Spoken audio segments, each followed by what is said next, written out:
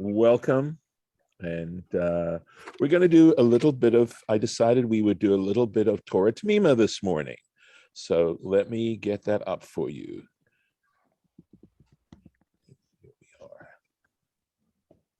Baruch atah Adonai Eloheinu melech haolam asher kitshanu b'mitzvotav v'tzivanu la'asok b'divrei Torah.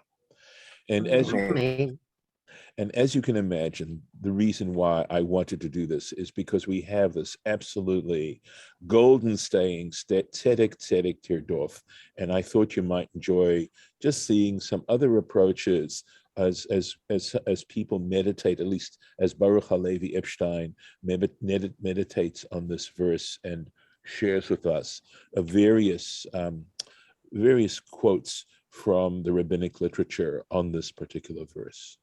So here we are, right? Tzedek, tzedek, tirdof. Perhaps what I would do is go back to the original verse and just look at the entire verse, right? Tzedek, tzedek, righteousness, righteousness you shall pursue. Lema'an tichyeh. So there's a purpose for it, right? You're given a reason for it. Lema'an tichyeh, so that you should live, survive, right? V'yirashta et haaretz, and you should inherit the land asher Hashem Elokecha, which the Lord your God noten lach is giving to you, right? So interesting. I mean, there's certainly lots to meditate about in the wording of this verse as well. The fact that tzedek is repeated, that's a biggie, right? And then I was thinking, as we were looking at it right now, that on the one hand it says God is giving you this land, but now it's take possession, right? Inherit. So there's a distinction, right? On the one hand, God can give it to us, but does that mean we automatically receive it? Does it mean we in fact inherit it? So there's something, in receiving a gift, there is something active that you're doing there. It's not just passive, right? Do you need to deserve it, etc.? Just a few little questions. So here goes. So this is from Pe'ah. This is from Zra'im, Mishnah Zra'im, and has to do with agricultural laws. Tzedek, tzedek, tirdof. Kol mi shetzarich litol min hatzdaka. Anybody who needs to take from the from charity, let's translate it that way, right? Anyone who needs to take from charity, ve'eino notel, but he doesn't actually take it. He doesn't take the charity. Alav hakatuv omer, concerning this person, Scripture states, Baruch hagever, blessed is the man, asher yiftach b'Hashem, who trusts in God. And now we go on. That alone is something to consider, right? What the implications are of that particular verse. To what degree do you trust God, right? As opposed to having to take from charity. V'chein dayan, and likewise, a judge, shedan din emet la'amito, who judges a case to its utmost truth, right? With utmost care and truth. Shene'emar, as it says, so they've compared the dayan who judges a case with absolute veracity is compared to someone who is required to take from charity but doesn't take it. Okay, this is something that raises questions, right? And how do we know this? What's the proof? Shene'emar tzedek tzedek tirdof, because it says only righteousness shall you pursue, right? And the idea of pursuing means it isn't a slam dunk. It is something you have to really, really go after. You have to toil, you have to work, you have to put effort into it. It's not going to come easy peasy. Yes. Comment? Yes, regarding not taking charity, I definitely understand the concept that you may trust that God will provide, so there's no point in availing yourself of the charity, on the other hand, it's a mitzvah for people to give for charity, Yes. and you would be sort of denying them that ability to help you, which is, good for them. And there's nothing wrong with taking charity. And also that joke about, the drowning guy complaining to God, and God said, well, I sent you the boat and the rope and everything. Well, God's sending charity, through these people. So if trusting in God and taking charity shouldn't be mutually exclusive. So yes, and of course I was thinking of that joke when I read this, and I think there's a tension. Sometimes the joke makes it out as if there's no tension, but there is. And I think that's okay. It's okay for there to be a certain tension here as to what degree you need to take it. And I think, again, remember, circumstances alter cases. And, certainly the Torah is not telling a person, that they should starve. But we often, the oral law deals very often with gray areas. And that's what this has to do with. Is, on the one hand, it would be very convenient to take from charity, but to what degree? So, we have to recognize that reality has shading and it has gray areas. And to what degree do you try to find other ways rather than taking charity to support yourself or to take care of that? So I think this is exactly the point, that things aren't black and white. There is some tension there, and one has to use some judgment regarding that. But so let's take a look at that point. If you feel I've responded adequately, we can go on to the Baruch HaLevi Epstein.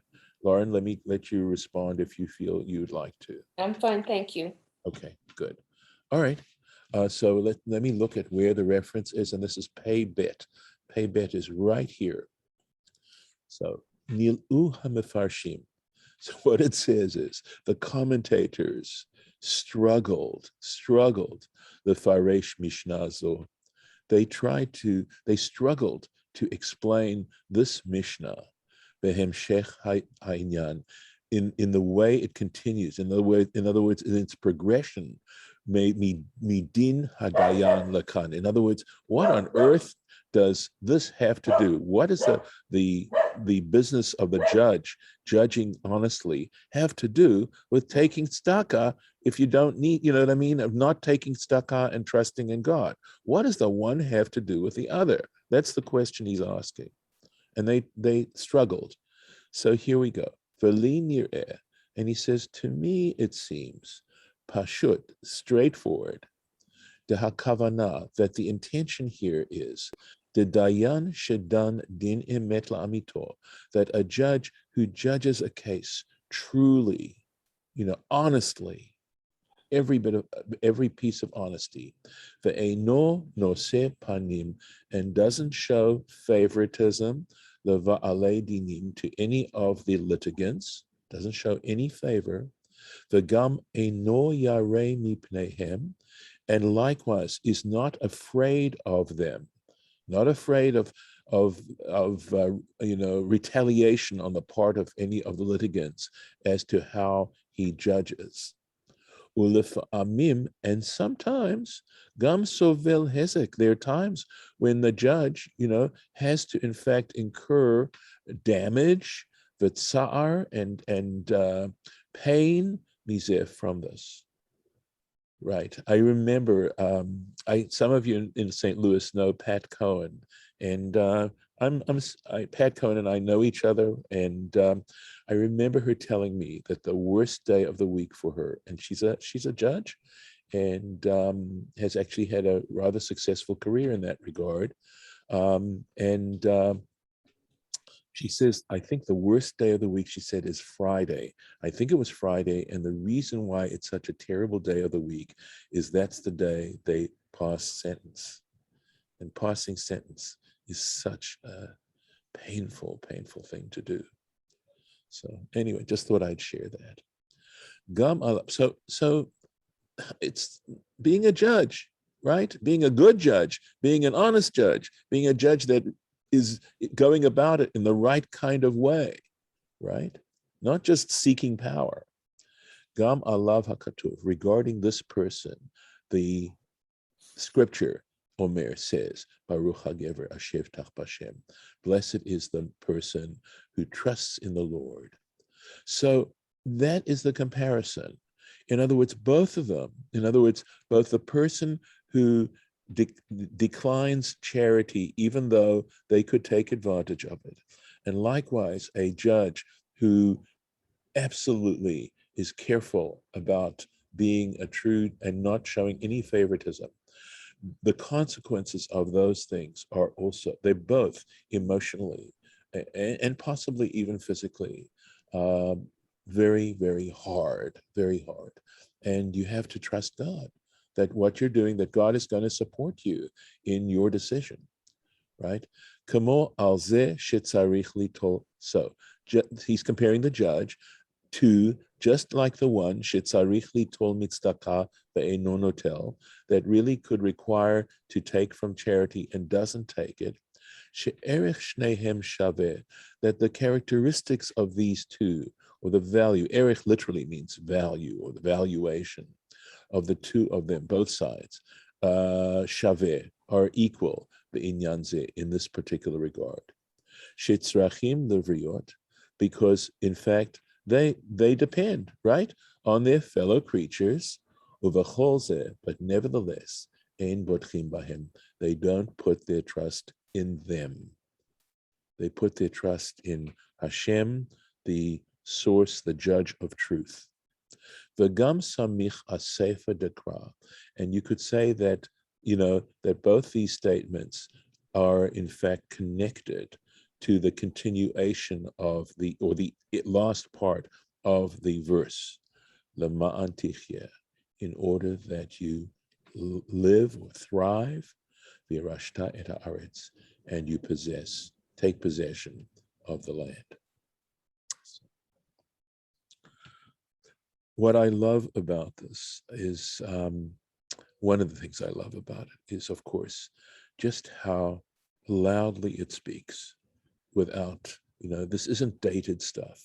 This stuff just deals with life as it really is. And I was thinking to myself also that, here you have the Torah verses several thousand years old, right? We have Rashi, right, from the Middle Ages. We have Baruch Halevi Epstein from the 19th century, 20th, maybe early 20th century. And here they all are having a conversation on one page. That there's something, for me anyway, so powerful about the fact that this transcends, lifetimes and ages. And it can all speak to us today. I have another question. Sure. Well, it's interesting that they're using someone, and I would use the word needs, but someone who needs charity and doesn't take it. Yes, okay. But why would they use that example as opposed to, like, let's say a leader of a country who goes to war to accomplish a goal?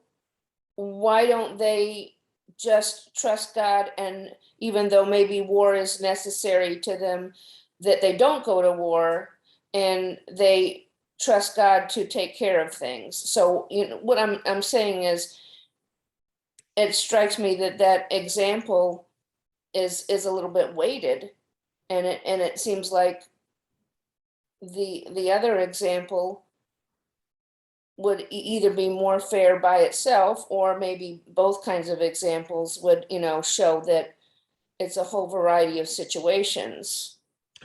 So, yeah, I mean, it's a complex question.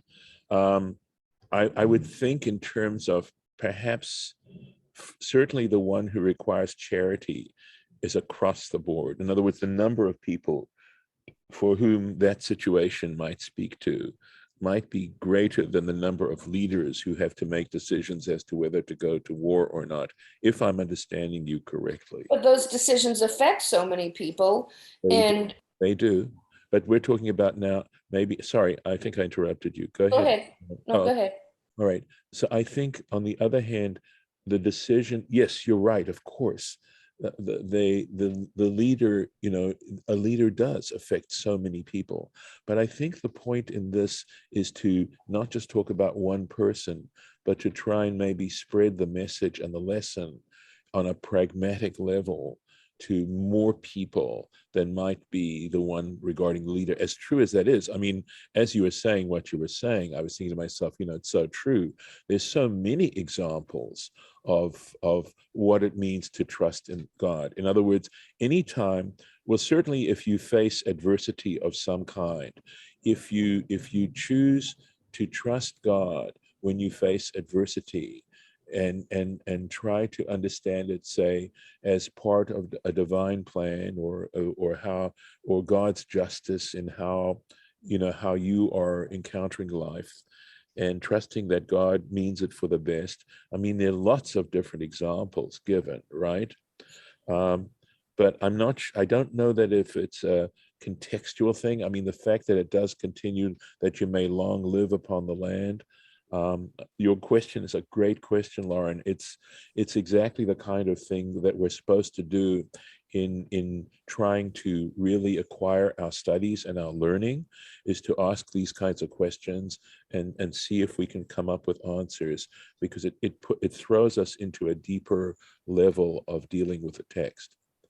So, I don't know that, I mean, I'm struggling obviously to answer your question, but at least on a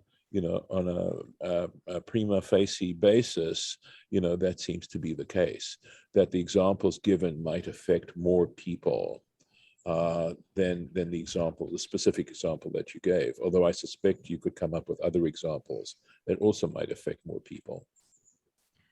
I have this similar problem. My takeaway is that you should never take charity, because that will make you more righteous, but your children are starving. So I think they chose the analogy wrong. I think they didn't dig deep enough to find a proper analogy for this. I think I can answer that one, Golda. Yep. The temptation to take charity when you don't even really need it, right? The temptation to take the easy way out.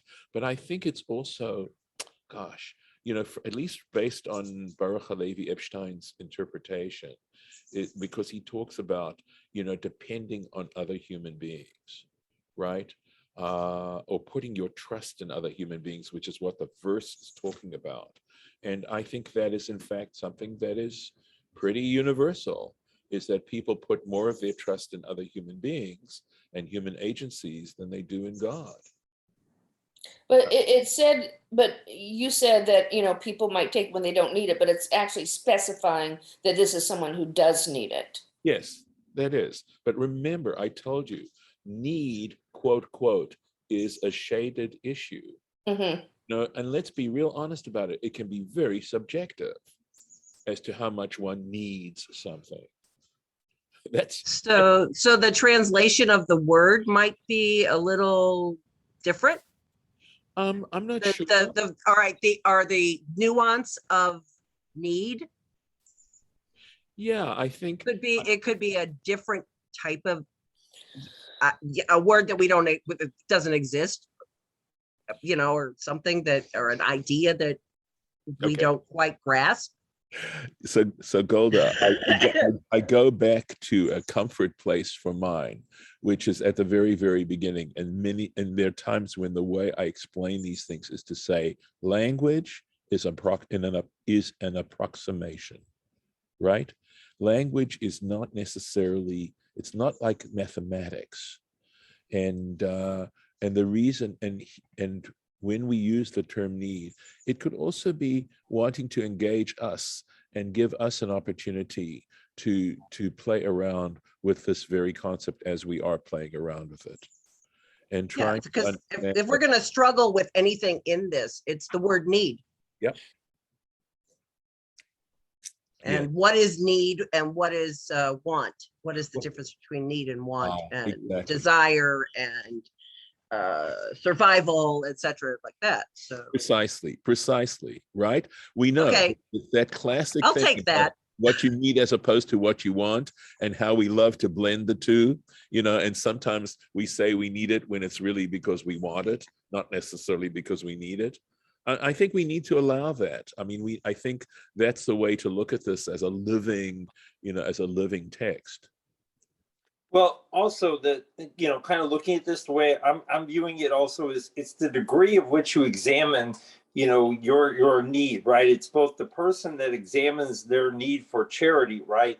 Like you said, do I really, is this a situation that's so dire and I've exhausted everything else that, now I need to, or I have to rely on my fellow man or person to be able to exist. And then, from a judge's perspective, right, have they exhausted all of their thought process to make sure that, they've gone through this and not considered, other people as a factor as opposed to just doing it through law, right? So it's the degree to which you've actually gone through the process and have made that effort versus, so that's how I look at this is, have you gone through that effort, right? And, or have you just said, oh, I need this, or I'm already done with this case, so I'm just going to move on, versus actually taking the time to really think it through. I think that's a great example, David. I think it gives us an additional way of making the comparison between the two examples and showing the similarity. It's a little bit of a different approach than Baruch Halevi Epstein was suggesting, but I think it makes total sense to me as to, I think that really, in fact, sheds light on the word need, right? As in the process. And just to summarize in a sense what you're saying, because I'm not making a new point here, right? That just as a judge has to really examine himself, his motivations, how he's operating, etc. Likewise, someone who's in a position of requiring charity should go through the same process. Yeah, that's what I'm hearing you say, and I think you're right. I think that's a great way to compare it. That's different from what Baruch Halevi Epstein was suggesting. It's great.